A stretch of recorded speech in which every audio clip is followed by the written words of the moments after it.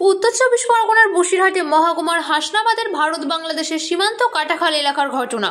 এলাকার মানুষের দাবি, গতকাল রাতে কাটাখাল সেতুর ওপরে বেশ কয়েকজন যুবক বসেছিল। সেই সময় বাংলাদেশ থেকে একটি ড্রোন উড়ে সীমান্ত পার হয়ে ভারতের কাটাখাল এলাকায় এসেছে। প্রত্যক্ষদর্শী যুবকরা তৎক্ষণাৎ মোবাইল ক্যামেরায় সেই ছবি ক্যামেরাবন্দি করে। পাশাপাশি এলাকার মানুষের মধ্যে একটা আতঙ্ক তৈরি হয়। এরপর আরও দুটো ড্রোন বাংলাদেশের দিক থেকে উড়ে আসে ভারতে এবং সীমান্ত এলাকার ঘুরে আবার চলে যায় বলেই দাবি তাদের। খবর দেওয়া হয় হাসনাবাদ থানার পুলিশকে। তৎক্ষণাৎ ঘটনাস্থলে হাজির হয় হাসনাবাদ এবং হিঙ্গলগঞ্জ থানার পুলিশ। পাশাপাশি ঘটনাস্থলে আসে স্থানীয় বিএসএফ ক্যাম্পের বিএসএফরা। এই ঘটনাকে কেন্দ্র করে এলাকায় রীতিমতো আতঙ্কের পরিবেশ সৃষ্টি হয়েছে। পুলিশ এবং বিএসএফ উভয় পক্ষ থেকে পুরো বিষয়টি ঊর্ধ্বতন কর্তৃপক্ষকে জানানো হয়েছে বলেই জানা যায়।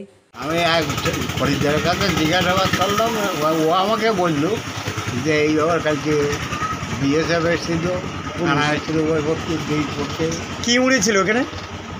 ওটা ড্রোন উড়িয়েছিল। তোমরা কি স্থানীয় বাসিন্দার এখানে? স্থানীয় বাসিন্দা। আতঙ্কে আছেন আপনারা এখানে? সেটা তো অবশ্যই থাকতে হবে। কি নাম তোমার?